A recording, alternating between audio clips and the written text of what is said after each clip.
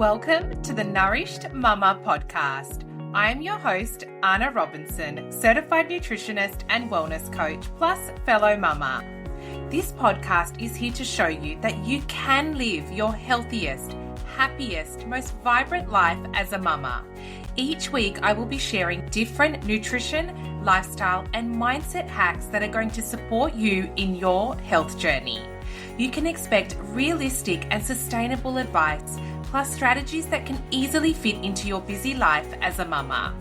Because without a nourished mama, there can't be a nourished home. So if you are committed to creating a life filled with vibrance for you and for the ones you love most, then you are in the right place. So let's get into today's life-changing episode.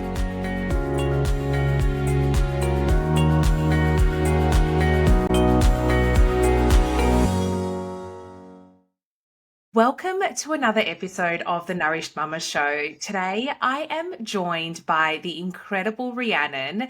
Rhiannon is a postpartum doula supporting and advocating for mums post-birth. Rhiannon, you have such an important and impactful role for mothers, and I'm really honoured and excited to share your knowledge and wisdom with my community. Welcome to the podcast. Anna, thank you so much for having me. I'm equally very excited to be here to share what I do and talk about food and nourishing mamas. It's, oh gosh, on a cold day, cold, wet, rainy day today, it feels perfect. So thank you so much for having me today. Oh, I'm honoured. Rhiannon, tell us a little bit more about yourself and how you actually got into this space. Sure. So I am a mama of two beautiful girls. My big girl is 8 and my little girl is 4. And I guess so many other women who start their own businesses in this space, it comes from a very lived experience. I am like so many other first-time mamas. When I was pregnant with my eldest, I focused a lot on pregnancy and preparing for birth, which is really important. But I completely forgot about planning and preparing for what happened after my baby arrived.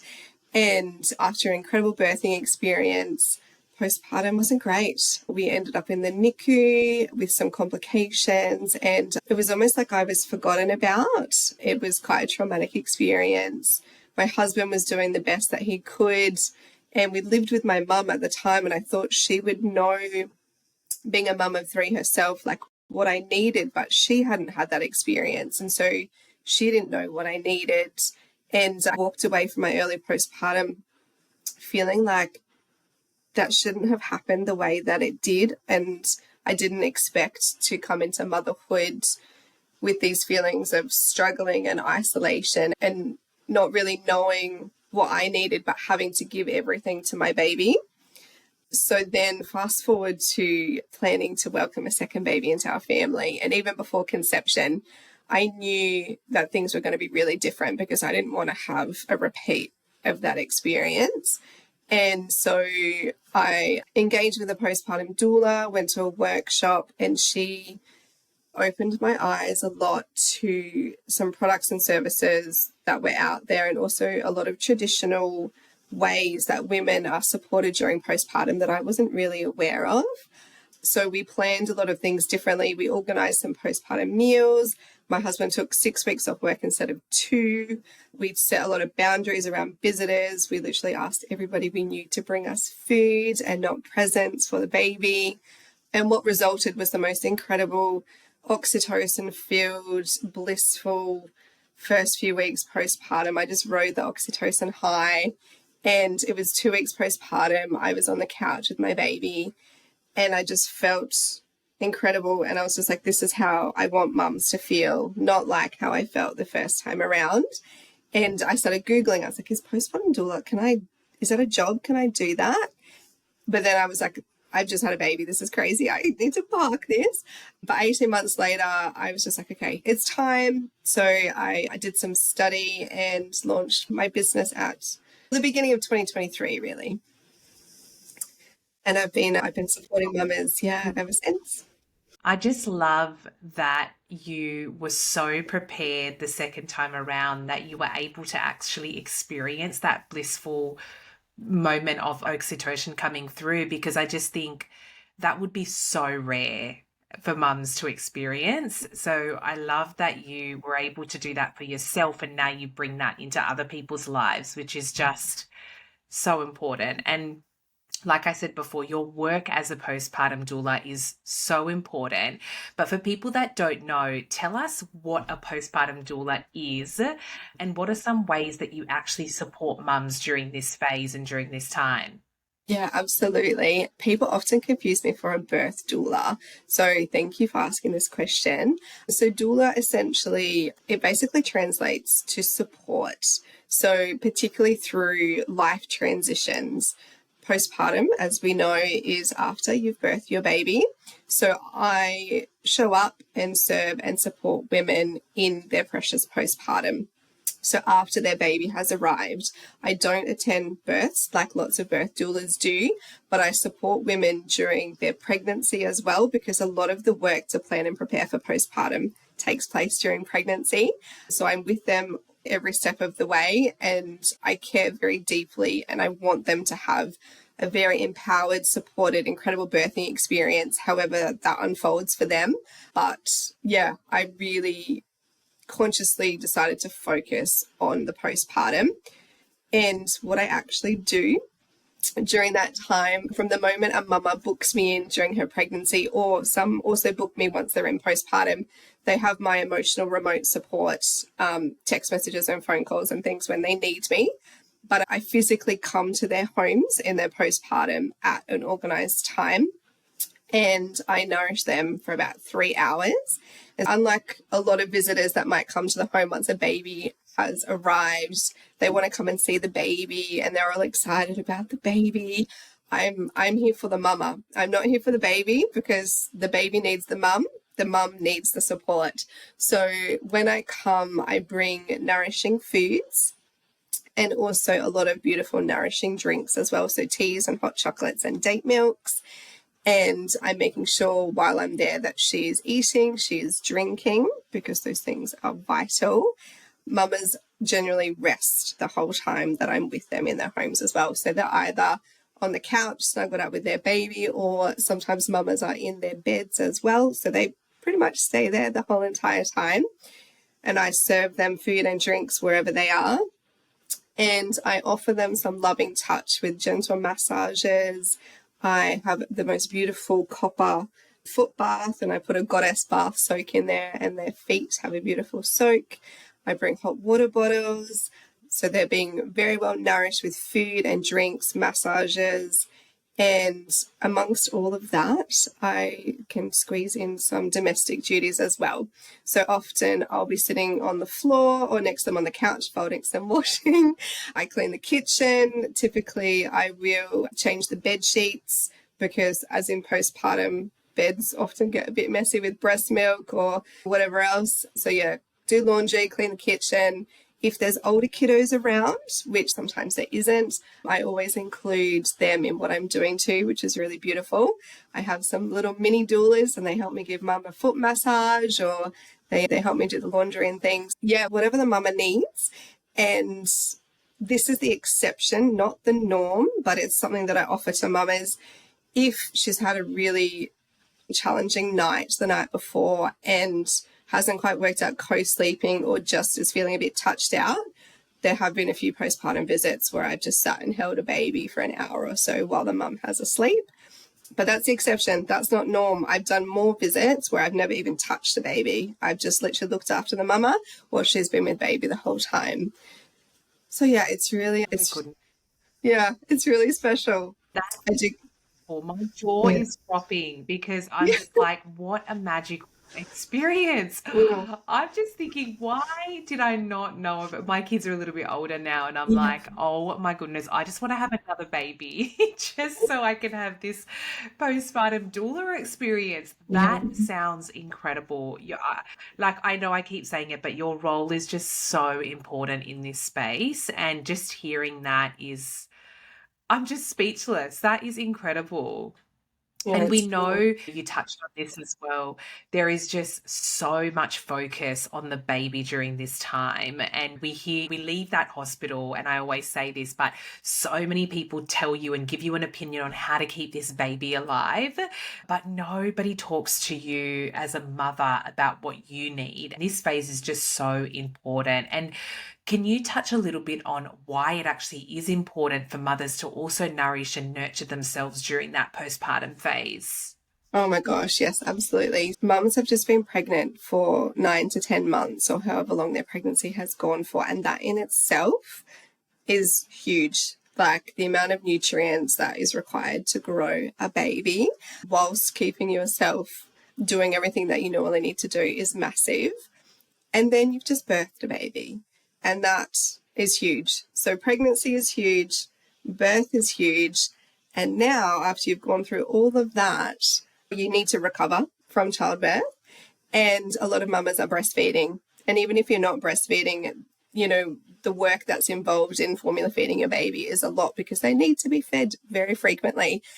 And that requires a huge amount of energy, replenishment, nourishment, nutrients that are all coming from the mum. To answer your question, baby needs mum, mum needs to be looked after, because the more mama is looked after, the more she's going to be able to give to her baby. This is why it is so important that we are nurturing and nourishing ourselves as much as we can during this time. And that sort of brings me on to the next question perfectly, which is how can a mother actually prioritize some of her own needs and self-care without feeling like it's like another thing to add to her list? Totally. This is huge, and I am still working on this conditioning myself. Most of us have grown up with witnessing our own mothers giving everything and doing everything and putting everything else before herself. Our society kind of glorifies the hero mum that can do everything and be everything and have it all together. And so when we are trying to do something different, you know, when we're actually going, okay, I'm worthy of receiving this support because I'm just worthy of that. That in itself is super, super challenging. So the first thing is to know that it's okay. It's more than okay. It's necessary to look after yourself in this way. And a way that I find sometimes it can be easier for women that are really struggling with that. Okay, it's okay for me to put myself first, is that we can be setting an example for our children. So it's just like, okay, if it's really hard to do it for yourself, you can do it for your kids because they are watching and witnessing. Even our babies, they have the absorbent mind. They're taking it all in. They know that you're being nourished or if you're not. So I guess that's the first thing. And then you just have to factor it into your life. So it just needs to become something normal, and starting during pregnancy, which is why it's so wonderful when mamas connect with me earlier in their pregnancy so that they can be starting to incorporate some of these practices throughout their pregnancy so that once baby is here, they're already used to doing these things and it's not something that they all of a sudden have to try and do. And it can be really simple little things like sitting down to eat food or just eating food in the first place, like just eat. Like the amount of mums that I see that I'm like, have you had breakfast? They're like, no, I haven't had breakfast. And it's 11 o'clock. I'm like, what's going on? Like, why have you not had breakfast? Yeah, start during pregnancy and then continue those habits and know that you are worthy of doing those things. Yeah. And I'm glad you touched on that because I do think that's definitely the hardest barrier to get through. It's not even setting those habits up and nurturing yourself. It's more about getting past the fact of really feeling like you're worthy of it as a mother, because this baby comes into our life and all of a sudden we've been conditioned to believe that life is no longer about us, it's about this baby. But the real reality is that when we thrive, that's when our family thrives. It all stems from us. And something that I always say is, as a mother, we are the heart of the home. And our health and wellness really sets the standard for our children's health and wellness. And that's something that I've been a huge advocate for a long time. I experienced extreme burnout in motherhood, and a lot of it stemmed from I didn't want to ask for help. I thought that I had to do it all myself. I was like, my life is no longer about me. I just have to keep going and do all of this. But the truth is that I had a huge wake up call when I ignored all my burnout symptoms and then ended up in hospital for 5 days. And I thought, and when I was lying in the hospital bed, that's when I had this sort of aha moment where I was like, now I get it. Now I get why they tell you to put your oxygen mask on first. Because being in the hospital, I realized I'm here for 5 days and I haven't seen my babies. And that's why it's so important that we never feel selfish or guilty for prioritizing our own needs, because, and like you said, even as a baby, babies absorb that energy as well, and it's what becomes normal to them. Sometimes I used to struggle to go out and do I love jogging and running, and I used to struggle to go out and do it because my daughter would just be like, Mom, please don't go. And she would cry at the door and it would be this whole scene. And I used to think, I remember early on, that I was like abandoning her and that I shouldn't go. But I learned over time that actually I want her to watch me leave, as crazy as that sounds. And she'll be fine. She's with her dad.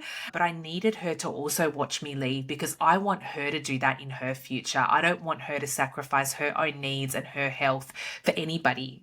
So it was really important for me to keep pushing through and do that. So I'm really glad you touched on that. Yeah, no, absolutely. It's like we're rewriting the story for ourselves and we're rewriting it for our children as well. But it's hard, right? It's that mum guilt creeps up. And especially when our children are so little, like that 0 to 3, they're co-regulating from us. So if our nervous system is like through the roof, it's going to be so much harder for them to find a place of calm. So if we can look after ourselves, then it's going to be so much easier for them to just thrive. Yeah, it's like it's a dyad, right? It's like it's a mama and a baby dyad. Yeah, it all works together. Yeah, I love that. And I know you have some beautiful tips around this. So I had to ask you, what are some of your nutritional tips for mothers during this postpartum phase? Amazing. I love this. So my postpartum doula mentor follows an Ayurvedic approach, which is traditional Indian. It's a whole way of life, really, Ayurveda. But it's consistent across a lot of traditional cultures, very similar to traditional Chinese medicine as well. But essentially, if you look at traditional cultures around the world, they all have the same themes when it comes to how to support the postpartum mama. And the themes are consistent with the food as well. Warmth is a really big aspect of that, because once a baby is born, a lot of warmth leaves the mama's body.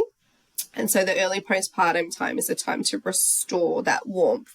So newborn mamas should always have things served to them warm, at the very least at room temperature. So avoiding cold things, which is a bit more challenging for mamas that are having babies at the height of summer, but warm. Ideally not having ice, not having like cold water from the fridge, not having raw food either should be avoided during postpartum. So that carrot sticks, raw nuts. Please don't have sushi. I feel like a lot of women get really excited if they've been avoiding it during pregnancy and they're like, yay, I can have sushi now. Please wait. Just wait a little bit longer, or have cooked sushi, which anyway. So yes, so having everything warm and avoiding raw. The raw is because often it's cold, but it's also harder to digest as well. Once you've birthed your baby, or even before you birth your baby, this hormone called relaxin comes into the system to help you open and stretch and birth your baby. It also slows down digestion, and that takes a little while to leave the body. And once you birth your baby, your body is very busy repairing and also producing breast milk. And if you're putting foods into your body that are very hard to digest, that puts a lot more strain onto the body, especially if you've had any kind of medication or required any kind of surgery to birth your baby. Constipation is quite a big thing too. And I know a lot of mums are always quite concerned about their first bowel movement after birth. So having warm foods that are really easy to digest is very important. So soups, broths, slow cooks, porridges, congees, anything that you need to eat with a spoon. That's probably the easiest way to remember. If I need to eat it with a spoon or drink it through a straw, it's probably going to be good. Those things are very hydrating as well because there's a lot of liquid in them. Yeah, warm things, avoiding raw, things that are easy to digest, things that are nutrient dense as well, really important. Lots of fiber, lots of vegetables, slow cooked meats, broths, avoiding processed foods, avoiding seed oils, anything that's generally hard on the system to digest. Obviously, caffeine, alcohol. I feel like sometimes a lot of women are excited to have their first alcoholic beverage as well. Again, I would say if you can hold off, and it complicates breastfeeding as well. So yeah, I would wait for all of those things that you're hanging out for. Just wait a little bit longer. Yeah. So yeah, I would say they're the big things. So warm, cooked, easy to digest, not processed and not raw. Yeah, glad you touched on that, especially because as well, during pregnancy, our bodies go through such a vigorous process. And one of the biggest ones is that we are depleted from a lot of those essential nutrients, things like omega-3 fatty acids, iron, magnesium. And during pregnancy, this is totally normal and fine because it's what's required to grow a healthy baby. But what happens is that most women aren't told how to replenish their body's needs. And then you go a couple of months postpartum, you're living on a little bit of sleep, eating kids' leftover scraps if you've got older kids, or just shoveling in what you can. Then you get to a year postpartum thinking that you're supposed to feel better by now, but you feel 10 times worse.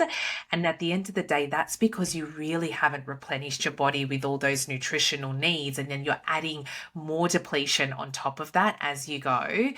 And I see this a lot in my practice as well. And it's things that often as well, I always say, get brushed off as hashtag mum life. A lot of them actually do come down to your body being depleted. For example, brain fog, that's a really big one. And I get it. It's inevitable that we experience a little bit of this. But a lot of brain fog is actually related back to cognitive function, which requires a lot of omega-3, which is what mums become extremely deficient in during pregnancy. So simply adding in omega-3 fatty rich foods during this time as well makes such a big difference to how you experience that postpartum phase. It is so important, and it doesn't have to be complicated. Like you said, focusing on those beautiful hot slow cooked meals. And I love that you also said asking guests to bring over those types of meals, which is just amazing. That is such a great tip. Instead of presents, I would so much more prefer a nice homemade hot cooked meal.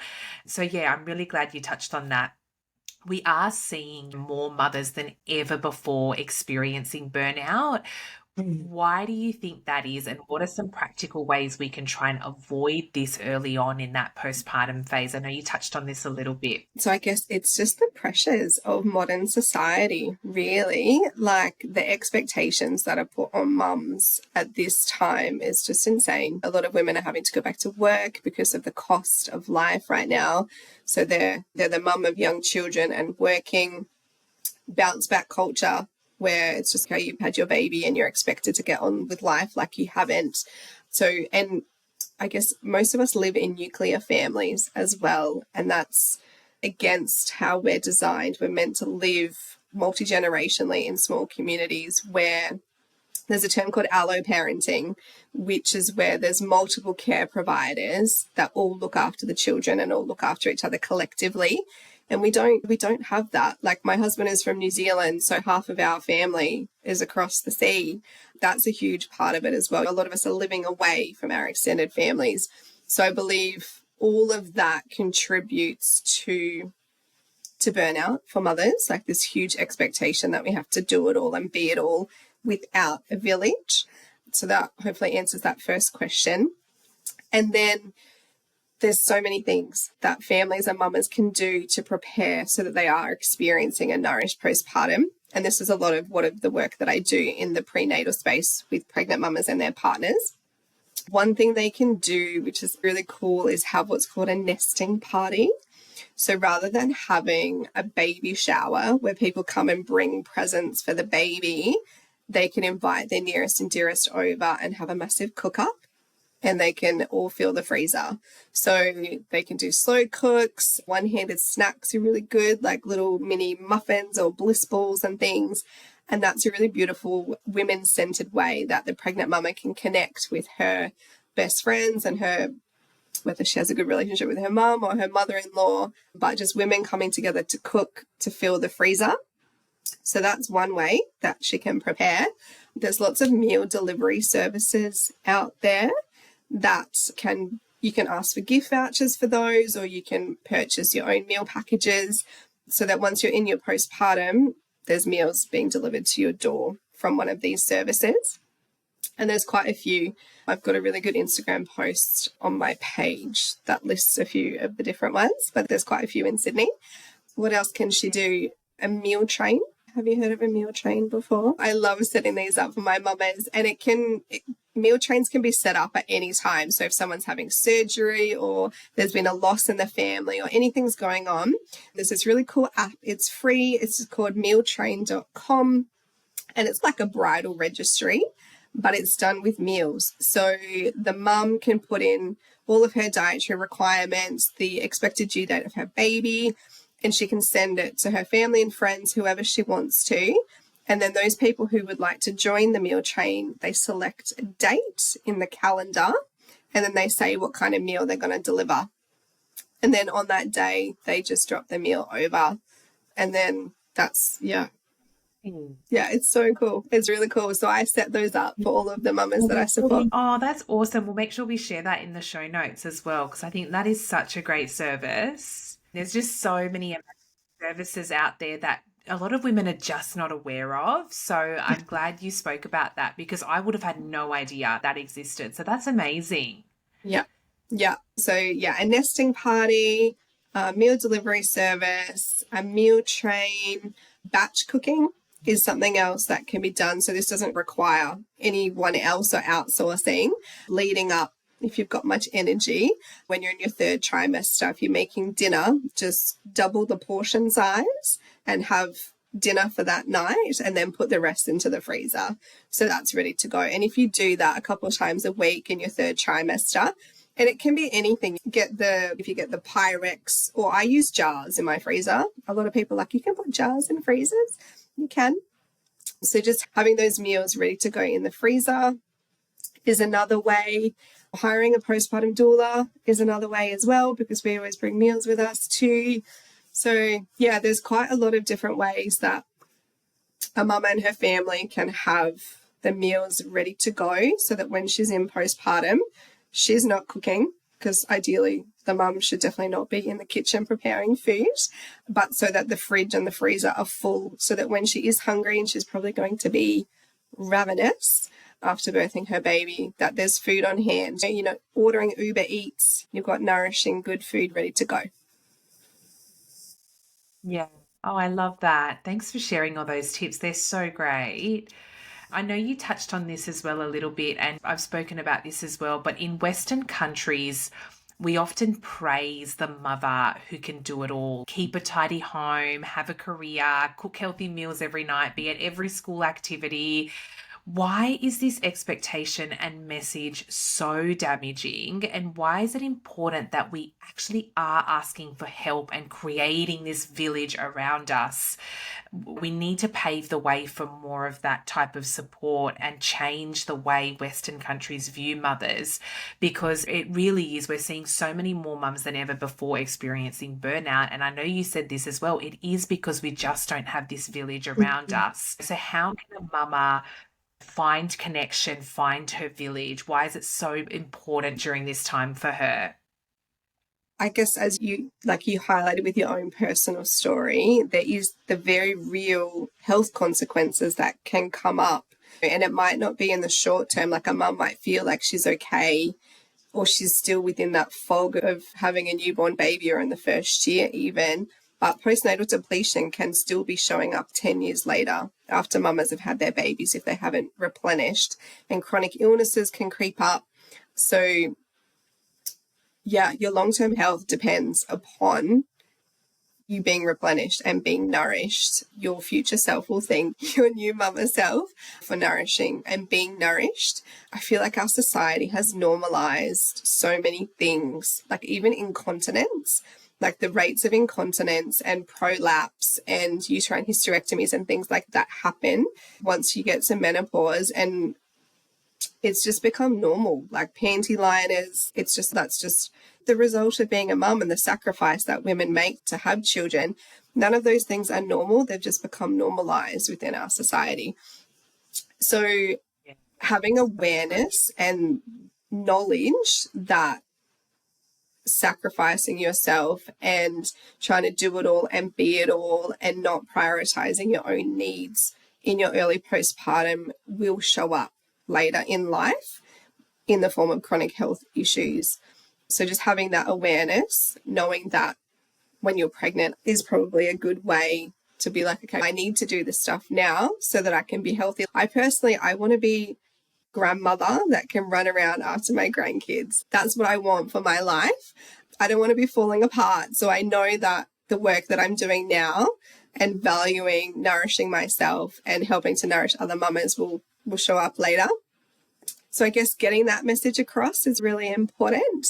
And just knowing that, as I said before, just the fact that we live in nuclear families and running a household, raising children, earning money, like the fact that that falls on two people, the mum and the dad, and often there's a lot of single parents out there as well. It's just wild. It's next to impossible. So being very kind to yourself, knowing that you are absolutely doing the best job that you possibly can in a culture that makes it super challenging. And yeah, I guess you also talked about why you need to find your mama tribe. Everyone's going through the same stuff, right? Yeah, you're not alone as well. And I know Instagram and social media can be very deceptive, but people are only sharing the parts of their life often that they want to share. It's not always reality. So finding like-minded mamas that are sharing a similar season of life to you so that you can have the really real conversations and that you feel like you're not alone and being supported during that time it's a game changer, really. There was a couple of mamas, one I'm still really good friends with now, that I connected with at prenatal yoga during my first pregnancy. And I don't know how I would have got through that first year without their connections. It was, really crucial, to survive. I remember that same experience, not wanting to go to my mother's group. I missed the first session, and then my husband really pushed me to go to the second one. And it was one of the best decisions I ever made, because that connection with those mothers really changed everything for me. I could really see myself going downhill within that first month or two. And that connection was just paved the way for a more positive experience for me. It's just those little conversations where it's not just me. It's not these people are going through it with me. We're all in it together. We're all trying to get through. It's not just my baby that doesn't sleep. Those kind of conversations are actually life-changing, and those kind of connections are life-changing, and they can really change your whole experience of motherhood, especially in that first postpartum phase, especially as a first-time mum as well. It really does change that, and connection is it is so important. And a little bit of a tangent here, but connection itself has been named one of the top 5 health pillars. So, from a physical and a mental perspective. So it's really important to see how that important that is. And I know you touched on this as well about the nuclear families, because in Western countries, we don't just praise the mum that can do it all. We also don't have this culture where we're in it together. We don't naturally have this village change around us. And even though we are in the 21st century, we still see a lot of cultures around the world, especially in Asian countries and places like that, where the mother has this whole beautiful ceremony that happens post-birth, and which goes on for weeks and months in some cases. And we've got all these other women coming together and making specific types of meals or different types of traditions that you're probably more about, that is still happening around other places in the world. But in Western countries, we just don't have that. We've lost that ability to create these ceremonies and cultures for mums. And sometimes it's important to just find that on your own. Yeah, no, absolutely. It's up to the individual mama and family to create her own version of that village, because it's just been forgotten in our Western culture and replaced with this notion of struggling through.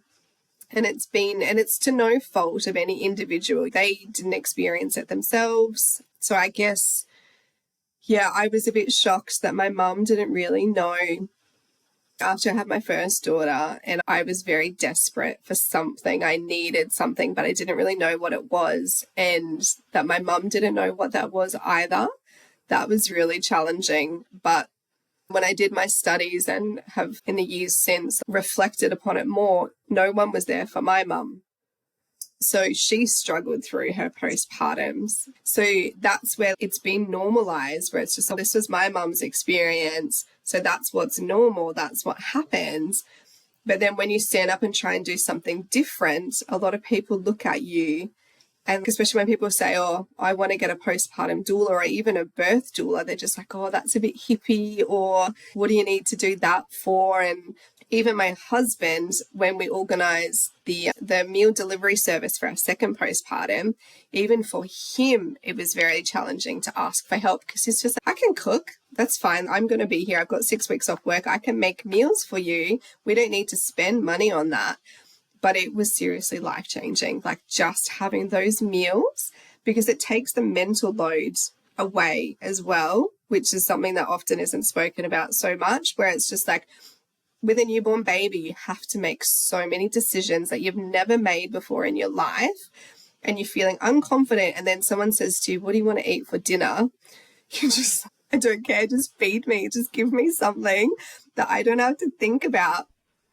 But I guess going back to what you were saying about the connection with other mamas, like seriously, they're the ones that are this is a terrible term, but they're in the trenches with you, and finding that connection, and it validates that you're not alone, and that that what you're experiencing, someone else is also experiencing. And just by knowing that, you don't feel alone anymore.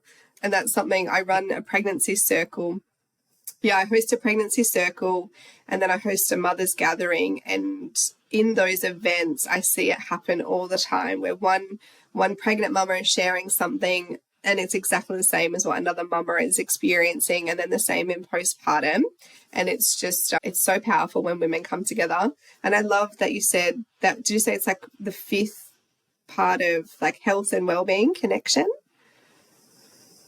It's one of the 5 pillars of thriving health and well-being. Connection is one of those 5 pillars amongst nutrition and sleep, but it is huge to be up there. And they're finding that connection has played a huge role in longevity as well. So it's to see and think about how important it is, because it really is important, not just for your mental health, but also for your physical health as well. And this time during postpartum is when it can be the loneliest, and that's when things can spiral mentally for a lot of women. Finding that connection can really change that for a lot of people. And that's why I love that you host these mothers' circles, because I know you know just how important that connection is, and being able to find these types of things. If you're anywhere around Rhiannon and I, you can reach out and see where she's hosting those circles. But I'm sure people can also try and do some research if they're anywhere around the world, and see if they can find places like that. I know in Australia it's very common to have mothers groups and things like that, and you'd ideally be able to find that anywhere around the world, hopefully.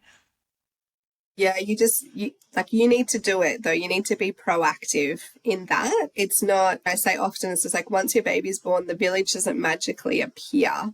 Like it's up to us to we have to create our own villages.